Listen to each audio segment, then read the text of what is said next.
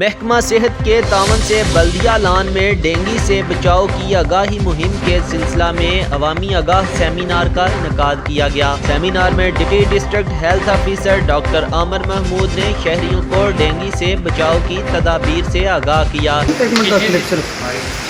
Dengue virus سے بچاؤ کے طریقہ کار میں سب سے ضروری تو یہ ہے کہ ہمیں اپنے فل آستین کے کپڑے صبح اور شام کے ٹائم خصوصی طور پر بچوں کو اور بڑوں کو تمام لوگوں کو پہننے چاہیے۔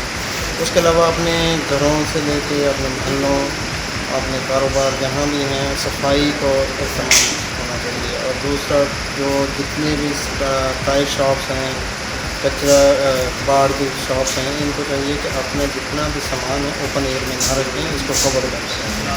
اس کے علاوہ جتنے بھی گلی محلوں میں پانی کے جو سورسز ہیں یہ اپنی آپ کے تحت کوشش کرنی چاہیے سب سے پہلے اس کو، جس میں صاف پانی کو کہیں بھی جمع کرنے سے منع کیا گیا۔ شام کے اوقات میں پوری آستینوں والے کپڑے پہننا شامل ہیں۔ یقین نیوز کے ساتھ ارشد علی غوری، ہارون آباد۔